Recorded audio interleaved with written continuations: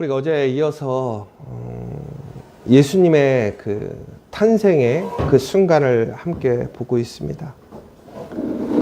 어제 요셉에게도 예수님이 이 땅에 오셨던 그 사건이 그에게는 상당한 고통의 시간이었습니다. 그런데 마찬가지로 지금 세상에 예수님이 태어나신 소식이 알려지게 된 거예요. 그런데 여러분, 지금 우리는 성탄절 크리스마스를 너무나 기뻐하지 않습니까? 예수님을 믿든 믿지 않든. 그런데 오늘 특별히 그렇게 예수님을 기다리던 이스라엘은 오늘 예수님이 태어났다라는 소식을 듣고 소동이 일어납니다. 여러분, 이 소동이 일어났다라고 하는 것은 기쁨으로 즐거워서 찬양했다는 소리가 아니에요. 전쟁이 났을 때, 위기가 닥쳤을 때. 왜 그럴까요? 바로 왕이 오시기 때문에 그렇다는 거예요. 여러분, 그냥 왕이 오니까 우리가 정중히 예를 갖춰야 되니까 그 얘기가 아니에요. 여러분, 세상의 주인이 누구냐? 왕이란 말이에요. 진짜 왕이 온다라는 것은 뭐냐면 이제 왕이 바뀐다라는 얘기예요. 세상이 바뀐다라는 거예요. 그렇다면 그동안 그 왕을 학수고대하고 있던 사람들은 매우 기쁜 소식이겠지만 누군가는 불안해지는 거예요. 누군가는 너무나 싫은 것이지요. 여러분, 예수님께서 이 땅에 오심이 여러분에게 기쁨이십니까? 아니면 불안과 두려움, 문제입니까? 오늘 1절에 보면 이렇게 나오잖아요. 헤롯 왕 때에 예수께서 유대 베들레헴에서 나심이. 지금 이스라엘에도 왕이 있어요. 더 나아가 세계를 다스리는 로마의 왕이 있어요. 여러분, 오늘 헤롯에게 예수님이 오신다라는 이야기는 이스라엘의 민족이 그렇게 기다리던 메시아의 문제가 아니란 말이에요. 오늘 헤롯이 이렇게 물어보거든요. 유대인의 왕으로 나신 이가 어디 계시냐? 여러분, 한 나라의 왕이 둘일 수 있습니까? 절대 그럴 수가 없는 거예요. 한 명은 내려와야 하는 것이지요. 그리고 지금까지 자신이 누렸던 것, 쥐고 있던 것, 자신이 결정하는 그 모든 것들을 어떻게 해야 돼요? 포기하고 내려와야 돼요. 그리고 진짜 왕을 섬겨야 돼요. 여러분, 왕권이 바뀌면요, 얼마나 잔혹하게 그 뿌리들을 제거하는지 몰라요. 그러니까 왕들은요, 단순히 자신의 어떤 권세나 유익 때문에 그것이 아니라 왕의 자리에서 내려왔을 때는 자신의 모든 것을 잃어버리는 거예요.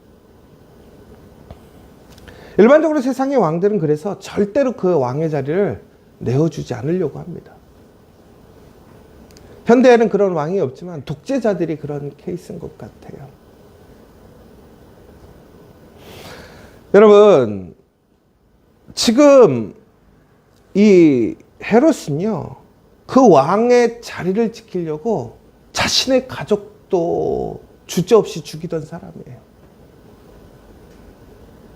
이 헤롯은요, 자신의 왕, 그 왕의 자리, 왕의 명성이 누가 된다고 생각하면 어떠한 사람도 물불 가리지 않았던 사람이에요. 선지자가 되었든, 자녀가 되었든, 가족이 되었든, 자신의 왕권에 조금이라도 문제가 된다면 그는 그것을 잘라내는데 아주 주저하지 않던 사람이라는 것이죠. 그러니까 헤롯에게는 이 왕이 났다라는 소식, 특별히 이스라엘에 하나님께서 보내시는 그 구원의 왕이 났다라는 소식은 그에게는 절대로 축복이 아니었다라는 것입니다. 기쁨이 아니었다라는 거예요. 여러분, 예수님이 우리의 구주로 오셨다. 우리가 여기서 착각하는 것이 하나 있어요. 단지 예수님이 내 문제 해결해 주시러 오신 분, AS 센터 직원이 아니란 말이에요. 내 마음대로 히로들을 뚫을 수 있는 도깨비 방망이가 아니란 말이에요. 예수님이 오셨다라는 것은 나의 왕으로 오셨다라는 거예요. 그러면 예수님을 나의 왕으로 고백한다라는 것, 내가 예수님의 은혜 안에 들어간다라는 것은 결국은 내가 왕의 자리에 있던 그 모든 것을 내려놓고 예수님을 나의 왕으로 세운다라는 얘기예요.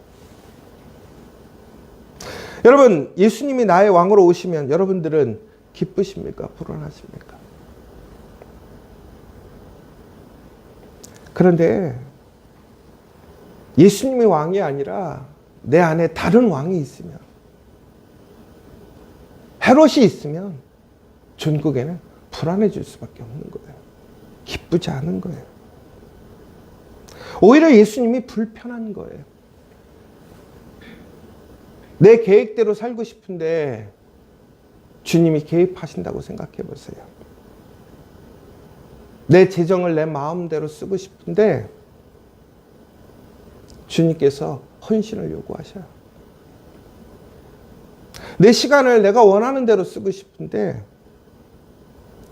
우리가 그 시간을 통해 섬기기를 원하셔요. 여러분, 왕의 자리를 내어준다라는 것은 그런 거예요. 내 것이라고 생각했고 내 마음대로 할 수 있을 것이고 또 내가 바라는 것을 할 수 있는 것이 아니라 왕이 원하는 대로 해야 하는 거예요.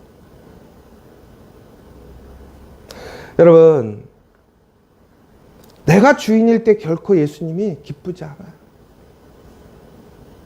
오히려 불안하고 예수님과 경쟁할 수밖에 없는 거예요. 그런데 진짜 우리가 참된 평안을 누리려면, 하나님의 은혜의 복을 누리려면 어떻게 해야 됩니까? 나의 왕자를 내려놓고 예수님을 기쁨으로 맞이해야 돼요. 나의 모든 것을 예수님께 드리고 예수님께 엎드려야 한다는 거예요. 여러분, 이때 헤롯이 이제 대제사장과 서기관들을 불러 모읍니다. 4절에 보시면 예수님이 어디서 났니? 라고 물어보고 계시지요. 그런데 그들이 뭐라고 얘기하냐면 유대 베들레헴이오니 이는 선지자로 이렇게 기록되어 있습니다 라고 되어 있습니다. 여러분, 그들이 정답을 알고 있어요? 알고 있단 말이에요. 성경도 알고 예언도 알고 모든 것을 알고 있어요. 그런데 그들은 움직이지 않습니다. 아는 것에 멈춰 있어요. 여러분, 오늘 예루살렘에서 베들레헴까지는요, 한 10km 정도 된대요. 10km면 우리가 걸어서 한 2시간 정도거든요. 여러분, 10km면 말이나 차를 타면 금방 가요. 오늘 우리가 동방박사들을 봅니다. 동방박사들은 1500km를 나귀를 타고 왔다고 해요. 여러분, 말씀을 아는 사람들은 10km에 가까이에 있는데도 가지 않습니다. 아는데도. 그런데 예수님을 알지 못해요. 말씀을 알지 못하는 사람들이 그저 별을 따라서 1500km를 쫓아와요. 여러분, 말씀을 아무리 알면 뭐합니까? 말씀을 따라가지 않는데, 말씀을 쫓아가지 않는데. 여러분, 오늘 우리가 안다고 해서 그것이 믿음이 되는 게 아니에요. 안다고 해서 예배자가 되는 게 아니에요. 여러분, 아는 것에 만족하지 마세요. 여러분, 내가 나의 왕으로 예수님을 세워야 한다는 거 알아요. 그런데 우리의 삶은 어떻습니까? 여러분, 그렇다고 해서 알지 말라는 게 아니에요. 잘 알아야 돼요. 그런데 중요한 건 뭡니까? 아는 대로 살아야 한다는 거예요. 오늘 우리는 예수님이 오심에 대해 그 기쁨의 소식이 있음에도 불구하고 나의 왕자를 내려놓기 싫어서 혹은 그저 아는 것으로만 머물고 있는 것이 아닌가. 그러한 사람에게는 절대로 예수님의 소식이 기쁜 소식이 될 수 없어요. 은혜의 소식이 될 수 없단 말이에요. 그런데 동방박사들을 한번 볼까요? 여러분, 동방박사들은요, 엄밀히 보자면 이들은 성서신학자가 아니란 말이에요. 이들은 어찌 보면 타종교인이고 우상을 섬기는 이방인들입니다. 그들이 왜 예수님께 왔습니까? 그들은 우주와 별을 관찰하던 사람들이었어요. 그런데 이상한 변화를 느낀 거예요. 그러니까 그들은 그것을 쫓아온 거예요. 여러분, 여기서 참 놀라운 것이 하나님은요, 놀랍게도 여러분 믿지 않는 사람들을 통해서도 하나님은 하나님의 구원의 은혜의 복으로 이끄시더라는 거예요. 그들이 아는 모양으로, 아는 방식으로. 그러니까 우리가 이야기하는 복음을 선포하거나 예수님의 어떠한 놀라운 예언이 아니라 그들은 그들이 알고 그들이 익숙했던 별을 그냥 보고 왔어요. 근데 놀랍게도 어떻게 되는 거예요? 그 별을 통해서 누구를 만나게 됩니까? 예수님을 만나게 되거든요. 여러분, 별을 쫓아간 것이 중요한 게 아니라 별을 통해서 예수님을 만나는 게 중요한 것인데, 여러분, 이때 놀라운 것은 하나님께서는 이처럼 믿지 않는 자들도 예수님께 나올 수 있는 길을 열어주시더라는 거예요. 만들어주시더라는 거예요. 하물며 그들은 별의 움직임에도 민감하고 움직이는 모습을 보게 돼요. 세상 사람들은요, 이상한 게 있으면 움직여요. 그런데 하물며 우리는 하나님의 말씀을 믿는 사람들인데, 말씀이 선포되어지고 말씀이 실행되고 있는데도 우리는 움직이고 있느냐라는 거예요. 더 나아가서 오늘 그들이 베들레헴으로 왔을 때 그들에겐 신앙이나 믿음이 없었어요. 그런데 오늘 그 예수님을 만났을 때 그들은 놀라운 왕으로 인정하는 행위를 하는 것을 보게 됩니다.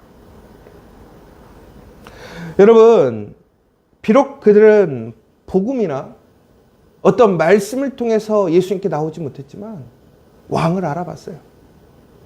그리고 그들은 어떻게 했느냐? 엎드리게 됩니다. 여러분, 말씀에 보니까 이렇게 돼 있죠. 집에 들어와 아기와 그의 어머니 마리아가 함께 있는 것을 보고 엎드려 아기께 경배하고 보배압을 열어 황금과 유황과 모략을 예물로 드리니라. 그들이 예수님이 태어나실 것을 보고 온 게 아니라 이상함을 보고 찾아왔는데 예수님을 만나게 된 거예요. 여러분, 그들이 예수님께 엎드려서 그들이 경배했습니다. 이 경배했다고. 근데 여기서 엎드린 것은요, 어떤 것이냐면 그냥 예의를 차린 것이 아니라 완전한 항복을 의미하는 거예요. 왕 앞에 무릎을 꿇는 것을 이야기하는 거예요. 그러니까 결국은 이방인이고 어찌 보면 성서신학자도 아니었던 그들이 예수님을 만난 순간 그들은 예수님을 왕으로 인정하게 된 거예요. 그런데 예수님에 대한 지식을 알고 있는 사람들은 오지도 않아요. 왕으로 인정하지도 않고 있단 말이에요. 그런데 바로 그 예수님 앞에 예수님을 왕으로 인정하고 엎드리는 자들에게 놀라운 하나님의 구원의 역사, 은혜가 주어지더라는 거예요. 여러분, 예수님이 우리의 구원주라는 사실은 우리가 모릅니까? 그런데 왜 예수님의 구원의 은혜, 복음의 능력을 왜 소유하지 못할까요? 중국에는 예수님을 왕으로 인정하고 있느냐는 거.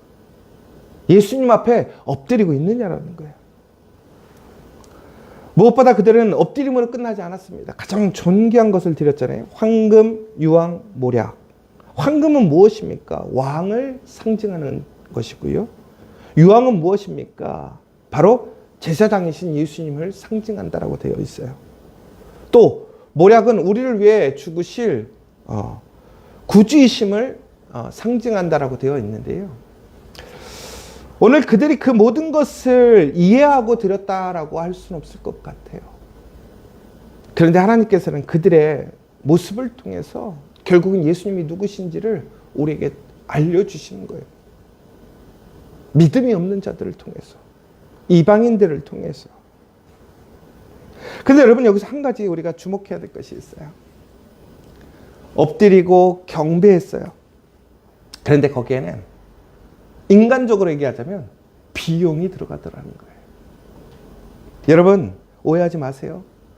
내가 예수님을 왕으로 고백했다. 내가 엎드렸다. 내가 주님께 드렸다고 하는 것은 그저 무릎 꿇고 인사하는 것으로 끝나는 게 아니란 말이에요. 결국에는 그것은 비용이 드는 거예요. 나가 왕의 자리에서 내려옴으로 나의 왕의 자리를 드리는 것. 나의 소중히 여기는 것을 드리는 것. 내가 내려놓기 싫은 것을 드리는 것. 결국엔 그것들이 다 비용이 드는 거라는 거예요. 예수님을 왕으로 인정한다라는 것은 나의 시간의 비용이 드는 것이고요. 나의 물질의 비용이 드는 것이고요. 나의 에너지의 비용이 드는 거예요. 그럼 다시 얘기하자면 무슨 얘기예요? 비용이 들지 않고 내가 왕으로 여겼다? 경배했다? 아니라는 거예요. 그런데 우리는 비용이 들지 않는 신앙생활 하려고 하지 않습니까?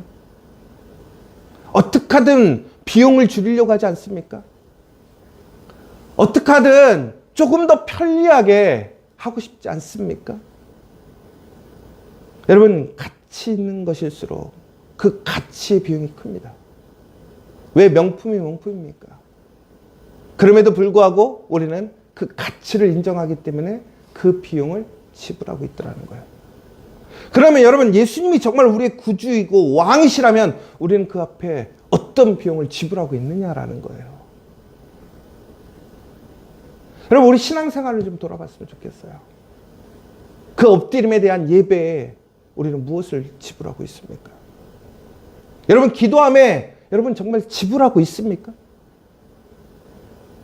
여러분, 우리가 말씀을 지키고 행함에 있어서 무엇을 지불하고 있습니까? 그저 입으로?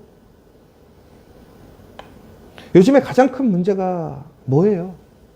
지식은 많지만 비용의 지불이 없더라는 거예요. 삶의 지불이 없더라는 거예요. 현대교회 신앙의 문제가 이거 아닙니까? 요즘 우리가 많은 목사님들에게 실망한다고 그래요. 교회에 실망한다고 그래요. 왜 그래요? 말로만 해요. 교회를 사랑한대. 지불이 없어요. 헌신이 없어요. 섬김이 없어요. 엎드림이 없어요. 내어놓음이 없어요. 여러분, 그런데 이것이 진짜 예수님 만나고 인정하고 감동이 되면 그것이 아깝지 않은 거예요. 오늘 동방 박사들이 그랬단 말이에요. 더 나아가서 정말로 예수님을 왕으로 인정하는 사람들은 예수님을 만남을 기쁨으로 여기더라는 거예요. 오늘 그들이 별을 보고 매우 크게 기뻐하고 기뻐하더라라고 되어 있거든요. 여러분, 이것이 어떤 기쁨이냐면 기쁨의 최대치를 얘기하는 거예요. 그들이 예수님을 만났는데 너무나 기뻤다라는 거예요. 근데 헤롯은 어떻습니까? 서기관들은 어땠습니까? 무관심했죠. 헤롯은 두려워했고 서기관들은 무관심했습니다. 그런데 박사들은 뜰 듯이 기뻐했단 말이에요. 왜요? 진짜 왕을 만났으니까.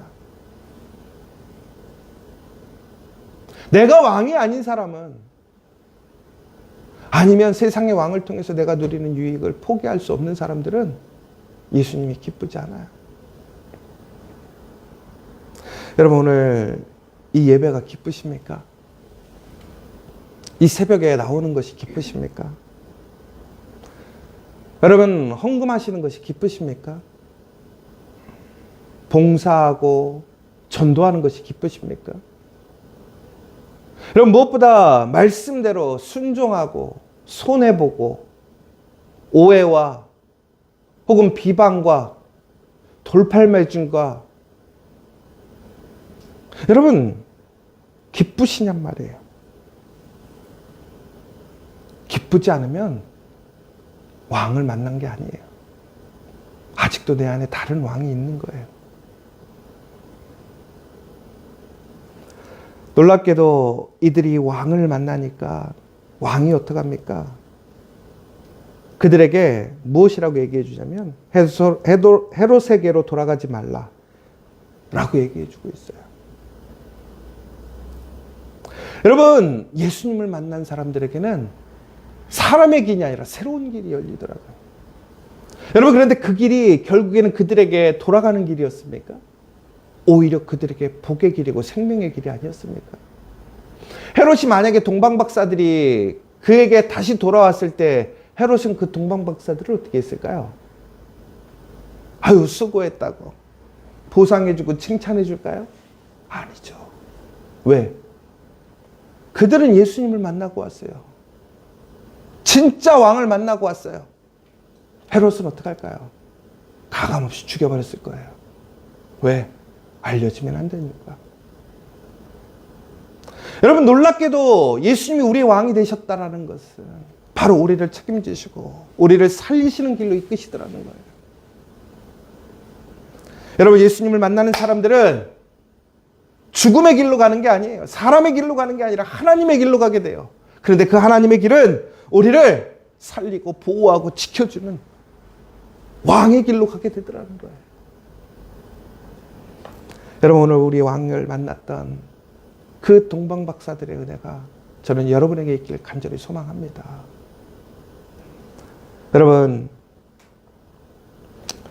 오늘 이 예수님의 태어나심은 그저 우리가 기뻐하고 낭만적인 크리스마스 이야기가 아니에요.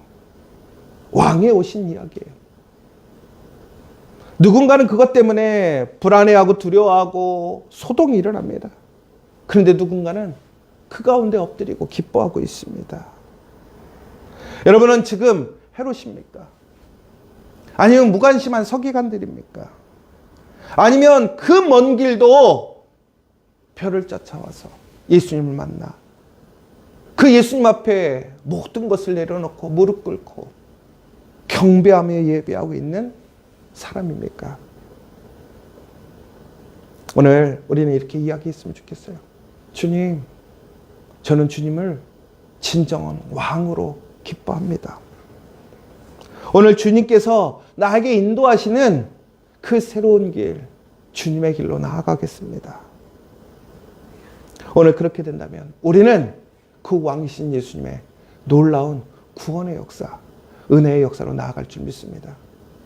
사랑하는 여러분, 예수님은 그런데 세상의 왕들처럼 다른 왕들을 죽이고 그들을 철저히 파괴하는 왕이 아니에요.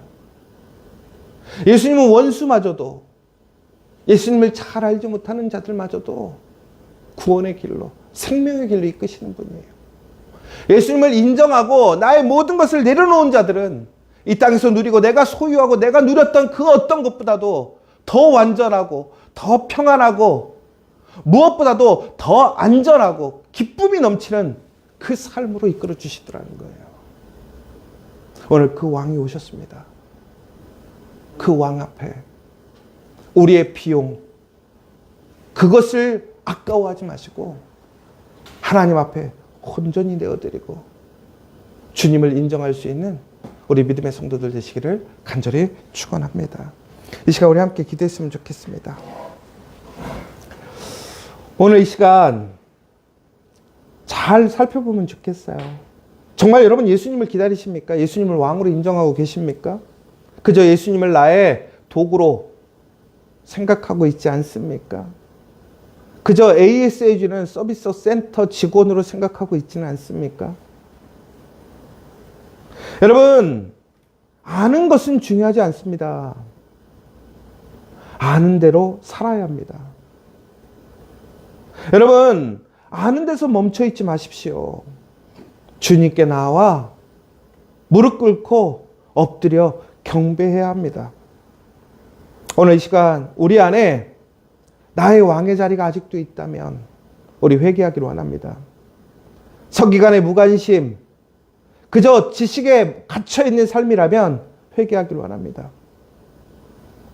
오늘 동방박사들처럼 그 먼 길마저도 별을 쫓아가고 그 왕을 소망하며 나아갔던 그 사람들처럼 나의 가장 귀한 것을 주님께 드리는 참된 예배자가 되게 해달라고, 그리고 주님을 만난 사람답게 주님께서 인도해 주시는 길로 그 생명의 길, 믿음의 길을 신뢰하고 믿음으로 나아갈 수 있는 우리가 되게 해달라고 오늘 이 시간 함께 기도하셔서 정말 예수님이 우리의 왕 되심을 기쁨으로 누리는 우리 성도들 될 수 있도록 기도해 주시고, 특별히 그 왕이신 예수님께서 우리와 동행하시고 우리와 함께 하심으로 우리의 모든 것을 지키시고 회복시키시고 이끌어 주실 것입니다.